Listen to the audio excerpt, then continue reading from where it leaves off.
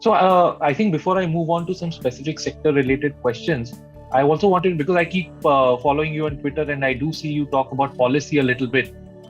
Do you believe that there is a lot more that the government can do in terms of, easing the way business is done? We talk about ease of doing business, but do you think there are certain areas where we need to work harder? No, I think there are a lot of areas that you need to work harder. First of all, compliances must come down. I think Team Lee said there are some 60,000 compliances, right? I think because half of them are not complied anyway because nobody knows what they are, all right? They were very exhaustive. I think we should cut off 75%. Right. Cut off 75% because don't need that, because most of them happen because there are piecemeal legislations. The government has now consolidated 44 labor law legislation to 4 code, which is very good. Like that, we require a lot of this legislation to be consolidated so that compliance comes down. Just now, DPIT said 6,000 compliance are going to be removed, blah, blah, blah. I think that's good news. That is one area. Second, we need more capital. You see, today, a large part of India is starved of capital. The MSME sector is starved of capital. Why? Because the big guys don't pay them on time. Even though there's a law that you have to pay within 30 days or 45 days, they don't comply, they don't pay on time. And I don't understand, the CFOs of the big companies believe that if you take credit from the small guys and don't pay them on time, it adds to your working capital. It's a very silly thing. Right. You're actually adding on more costs because the cost of capital of the small guys is much higher than your cost of capital. If you can borrow at 7%, 7.5%, the small guys borrow at 13, 14%. So you are taking credit from the small guys who are borrowing at 13, 14%. Instead of you can ask for a 1% discount and pay them off. I don't understand what the CFOs are doing. Why take credit? I look at some of the balance sheet of the biggest FMCG companies. They all say we have negative working capital. They're very poor, very proud. What is negative working capital? Oh, we have creditors whom we are not paid, so we got cash in the balance sheet. That's very silly. Second thing is, they say, distributors, we take checks and we don't give them credit. That's fine. We can do that. And then we outsource manufacturing so they don't carry inventory. That's fine. All right. But there are contingent liabilities in the system. So I think the biggest issue for MSMEs is they don't get paid on time. Government does not give tax refunds. They think that, they got a God-given right to sit on everybody's money. And the third thing is banks don't give them money thinking they're risk. Of course, they're risk. We price into the risk. That's why the government's, 3 lakh crore guaranteed loan scheme, I think is fantastic because, that's really been a boon. Maybe the government should have another 10 lakh crore guaranteed loan scheme for all MSMEs to make sure they have adequate capital because we need the MSMEs to grow, to create more jobs and to really flourish. So I think we require that for business. We require more capital. Second is need the sector, semi-government to go borrow 20, 30-year money to bring in money. If you look at the banking sector in this country, deposits are of nearly 147 lakh crores. Lending is about 107 lakh crores. So deposits are about 75% of GDP. Lending is about 55% of GDP. And I think that's very low. China's bank lending is 250% of GDP. Our banking sector is too small for a country of India's size. And they require more money to come in, more capital. They're not able to lend because government also borrows money. So I would like our big companies to go borrow 25, 30-year loans in dollars at low rates of interest. And maybe government itself should borrow 500 billion over the next 5 years and put the entire money into long-term infrastructure. Because 20, 30-year money where you pay 2.5%, 3% in dollars per year is fine. Because by the time this infrastructure comes up in 10 years, the benefits will come to the country. And today we have $580 billion of reserves and $545 billion of total foreign debt from what I see, including government and private. So we are surplus. Essentially, we have built up reserves to buy US government securities at 1%. Right? So we need more capital to come in. Yes, if it comes in, it could sit as reserves with the RBI, but that is something that we have to work through. But we need more capital to come. So there must be a surplus of money so that many MSMEs and others will get money. And then, mortgages should go up. Today, I think housing loans are coming at 6.75%. So more people can afford to buy houses, right? Sure. And mortgages are only, I think, about 10 or 12% of GDP. They must increase. So we need more capital. That's one. We need lesser compliances. That is two. And we need stability in policies, especially tax policies. For the last 7 years, 6-7 years, Government of India has given more and more powers to the taxman. They're given more and more powers. And what are the powers being used? They're not being used for a benefit.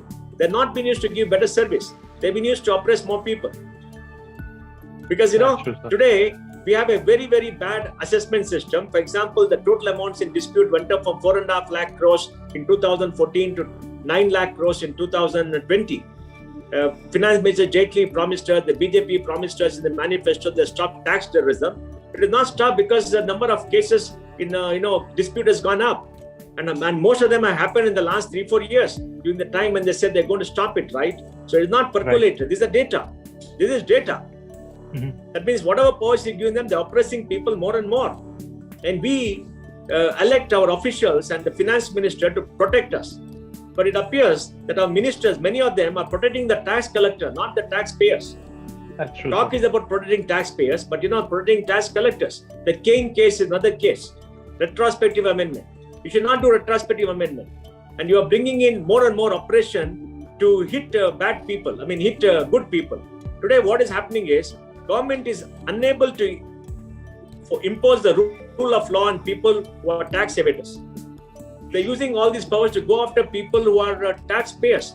I've been paying tax for the last maybe 38-40 years. And almost every year, my tax return is picked up for scrutiny. For what? Because I get a refund. I pay more money, I get a refund. There are many people I talk to, they're being picked up for what reason? Again and again, facial assessment, you keep on getting notices. So I think tax is one big issue where they really, really have to improve service. Facial assessment works, but the other side, people have to be trained. They're not trained. Today, if a wrong assessment is done, you spend 2.5 years going in appeal with Commissioner of Appeals. They got a huge backlog, they're not able to service. They go to the tribunal another 3 years. Then you go to the High Court, maybe 8 to 10 years. That is about 15 and 18 years. Then Supreme Court 2 to 3 years. It takes 15 to 20 years. And I know in a few cases after Supreme Court decision is not implemented. And nobody seems to ask why it is not implemented, why it is not followed up. In the ESOP case for Infosys, we had to go to the High Court to get a contempt order against the officer for not implementing the Supreme Court order. Can you believe that? Who is following up with the CBTD to make sure the Supreme Court orders are implemented? Government must be serious about rule of law and ensuring that justice is done to people. And the next point is the justice system. 3 crore cases in courts is broken. Mm-hmm. Can you run a country without proper justice? How can you give justice to people? We need 50 judges per million population. America is 100 as per the Law Commission. We got 18. And 35% of all the benches all across the courts are vacant because they're not been filled up. Who is responsible? We don't get justice. Today you sign a contract, somebody releases a contract. What do? You can't go to court. It'll take 15-20 years. Everybody goes in appeal. Everything is in appeal. Court decisions are not given. For example, that famous case of that steel company, Bush and Steel Company. For 2 years, he stuck up in the Supreme Court. 2 years. And by the company which has bid for happily sitting down and that company is throwing up cash. Now, what about the poor lenders? They're losing money. There's a time value of money. Right, sir. Now, what do you do? So I think reforming the justice system. These are the things. Reducing compliances, making sure India has more capital, reforming the tax system to stop harassment, and then reforming the justice system. These are the big ticket things that have to be done. Understood. So that gives a great perspective. We appreciate you saying that, and probably we'll need to have another session with you to just understand some of these perspectives in greater granularity, because I think they pose a huge hurdle to the growth of our startup ecosystem. But while we're talking about, for example, MSMEs, there's another sector that needs a lot of focus, which is agriculture. And in the last year, we've seen at least some push happening on agri-tech. How do you see that sector going over the next couple of years or the longer term? I'm happy you raised this topic. What is the biggest problem of farmers have? The biggest problem farmers have is connecting to market. Out of the total agriculture GDP, only about 45% is food grains, out of which maybe 10% is bought by the government. Right. Then you have fruits and vegetables. We are the second largest producer of fruits and vegetables, 305 million tons. Largest producer of sugar, largest producer of milk, and the largest producer of spices, largest producer of cotton. All right.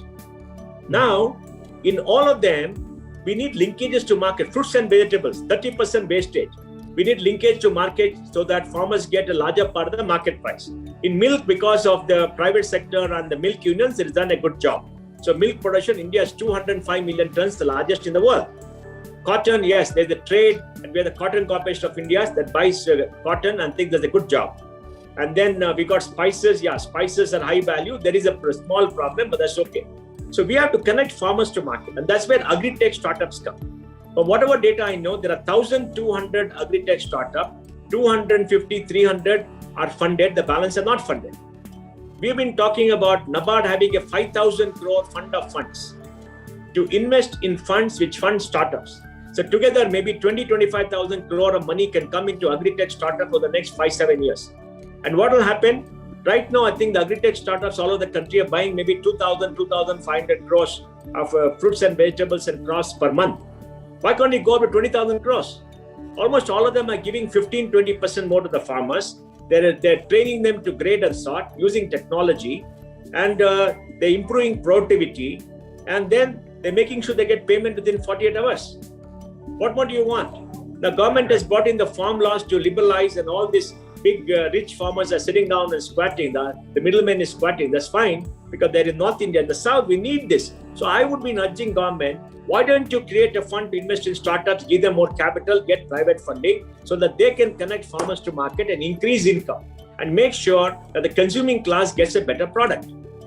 Right. That's the biggest problem. Connecting farmers to market is the biggest problem. The farmer is a smart person. He doesn't require any more input. You're subsidizing water, subsidizing power, you're subsidizing fertilizer, subsidizing everything, interest, everything. 6 lakh crore is the subsidy. 6 lakh crores. Food subsidy is 2.5 lakh crores. About 1.5 lakh crores goes to farmers because they are among the poorest. Irrigation is 1 lakh crore. Power is 1 lakh crore. Fertilizer is 1 lakh crore. You add it up. That is 3 lakh crores plus 4.5 lakh crores. Interest is another 50,000 crores. Okay, that's 5 lakh crores. And then you have this Marega scheme where you are employing, the farm labor, landless labor, etc. That's another 1 lakh crores, 6 lakh crores. 6 lakh crore and GDP of 205 lakh crore, 3%. State and center giving them so much of money. But why didn't you connect the farmers to market? They'll get, put in some money for investment. That will get a big thing. Or FMS said 1 lakh crore for farm gate, but put in 5,000 crores into this fund.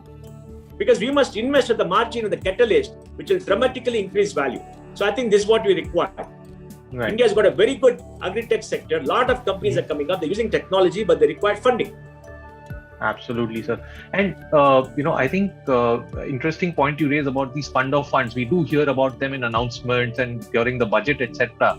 But, being controlled by government entities, do you feel that the funds are being deployed actively?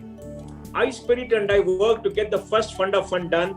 Prime Minister Modi agreed. He did the 10,000 crore fund of fund. The finance department, they commit, they don't release money. Then they ran in the backlog. Then they write letters to all the funds saying, tell us what is the cash balance, then only you'll invest. What kind of thing is this? Why doesn't the finance department give them money? I mean, it's 10,000 crore over 4 or 5 years, man. Government of India spends 22 lakh crores a year. Don't tell me they don't have this money. Don't tell me they don't have this money. It is so silly. I mean, we have a minister who supports everybody, prime minister supports, everybody supports, the finance ministry. I mean, are they God themselves? They don't give money. Can't you give 2,000 crores a year? Look at the growth that will come. They don't do that. So now they started this software product fund for Meti, which is very good. But finance ministry has to give money. The Nippon India fund has come. We want some money from there, they'll give. Prime minister announced that 1,000 crore seed fund. Hopefully, because prime minister announced, they'll give money. Because prime minister has a great memory, he'll make sure that they ask them what happened to that. So they are, they will comply. But I think our finance minister, our minister for Commerce, they must insist this money comes. You cannot commit and not give money. And they don't understand how it works. In the first year they gave money, it is not exhausted because there's a process. It takes 6 months, 9 months for you to sanction and then for them to make a call. Then they said, we gave you money, surplus is that we'll not give you money for another 1-2 years. They put in the budget, they didn't give money. I mean, it's not the way to work because these are all small things. So I think, we need more fund of funds. For example, in the NDA manifesto, they announced 20,000 crores of seed funds. Where is it? 2 years are over. They're not given. So we need that to happen. See, let us understand one thing. We have a very large startup sector. 55,000 startups who created $170 billion of value, jobs for 1.2 million people.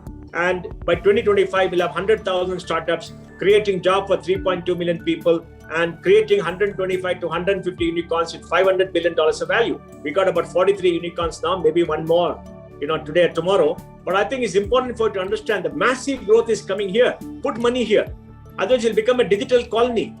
Out of the 43 unicorns, 21 or 22 are domiciled outside. Out of the 160 unicorns, half of them are domiciled outside. What is the point of all this growth when foreigners come and own most of it? Not that we are against them, but Indian capital is not coming.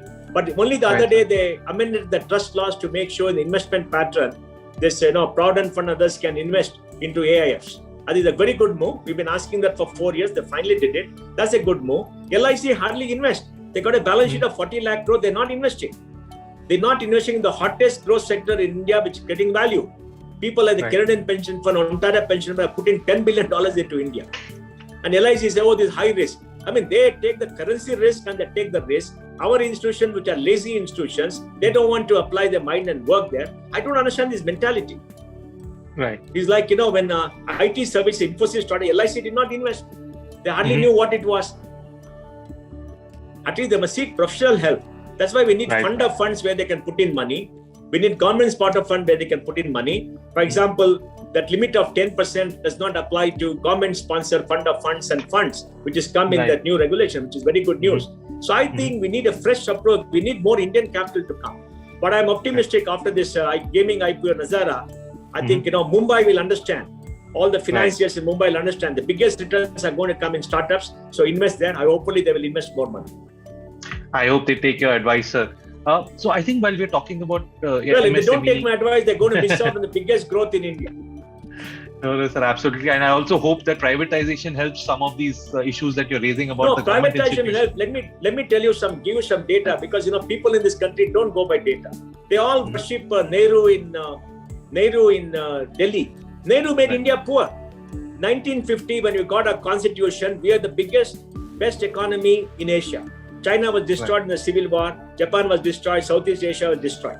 From 1950 to 1980, because of Nehru's policy of suppression of private capital and promotion of the public sector, nothing wrong in promoting public sector. He should have suppressed the private capital. We grew only 3.5%. Population grew at 2.5%. The world grew at 4.5%. The whole world. We became poorer in 1980 than we were in 1950 on a relative basis. 1950 to 1980, we grew at 5.5%. Population grew at 2.25%. 1991, we opened up. 1991 March till 2020 March, we have grown from 275 billion to 2.93 trillion, 8.5% a year in dollar terms. Population grew at 1.6%. So we have grown richer after opening up. What did we do in the Nehruvian period? We grew poorer. Right. That is the history. Gandhiji said, this desh mein sarkar vyapari hai, us desh mein janta bikari hai.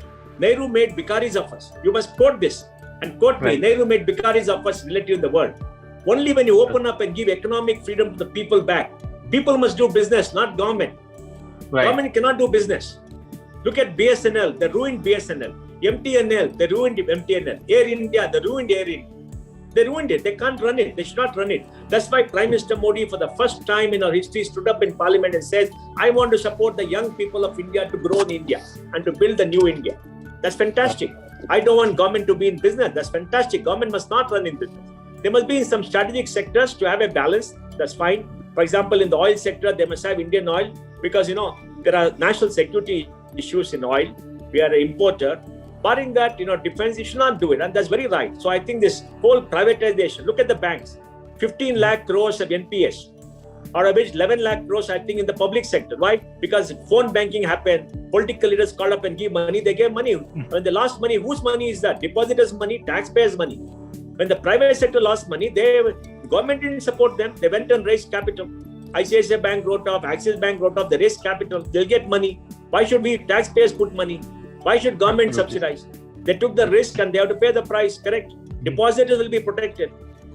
Look at this, what is happening. Why are we not making a hue and cry about this? Why are we not pointing out to all this, leftists in Delhi who keep writing public sector that you're doing wrong?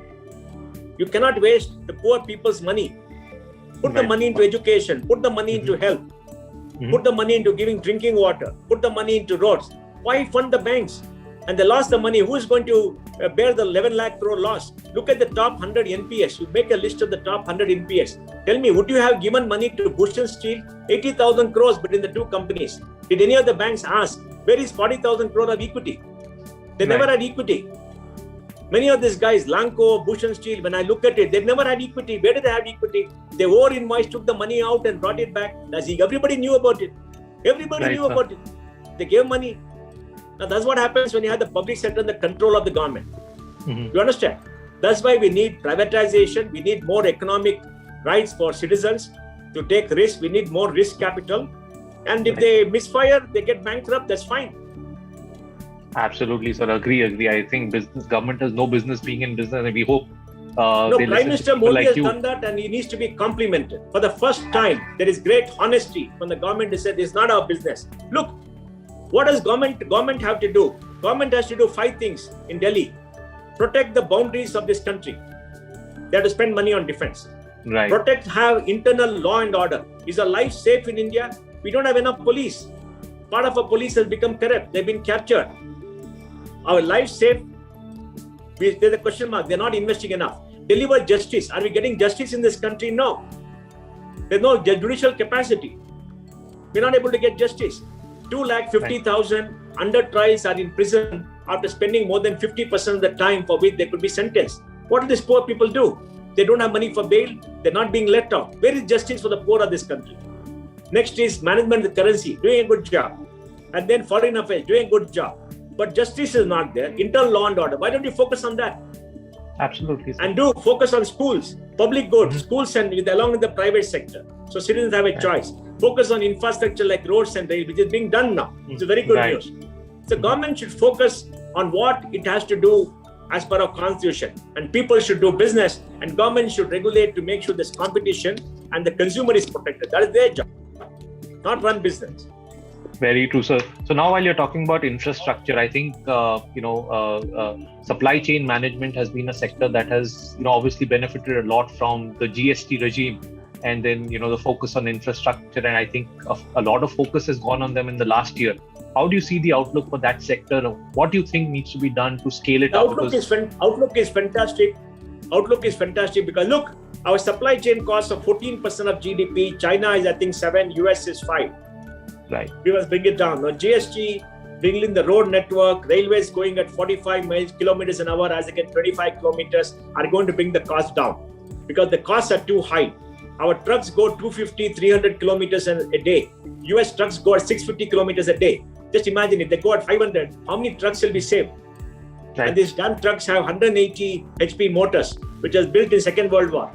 We need the different kind of high-powered trucks to go faster on the roads. And the roads should be 6-lane roads. Because in the 4-lane road, one truck will overtake another truck going at 35 kilometers. You've seen it on the highways, and they're all stuck.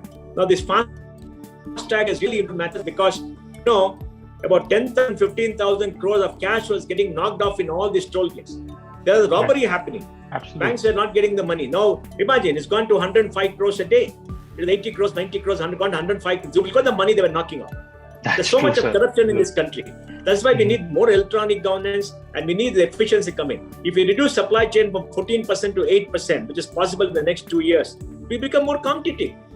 You can manufacture in Nagpur and sell in Mumbai at the same price and manufacturing in Shanghai and shipping it to Mumbai. We couldn't do it earlier because the costs were too high. So supply chain is very important. Our ports have to become efficient. They're becoming efficient. Our airports have to get bigger and much more efficient. The airline companies should stop losing money. I don't know why they lose money. Okay, they got a perishable seat. And then we also need our road speeds to go up, our roads to be safer, correct? And supply chain to improve. And look at the miserable life we have in our cities. Our roads are dirty, our roads are broken, water taps are broken, correct? Air is foul, water is foul. What kind of country is this? Right. You can't give clean water to people. You can't give clean air to people. I mean, what are you supposed to do? So these are all the things that government should do. So supply chain efficiencies are coming in. A lot of technology is coming in. Finally, they got ISRO to say that they're going to give data to Indian companies, which is very good. Why should depend on Google Maps? Absolutely. And all the Google data about our maps is the NSA in the US. The United States monitors all this. They know exactly where you are, where I am, what we are doing, because they got all the data from Google and Facebook. They've got access to it. It's our data. Our government should have access. Our government will save us. Our courts will save us. They protect us, not the US government. So I think True. good things have happened in this country. Mhm.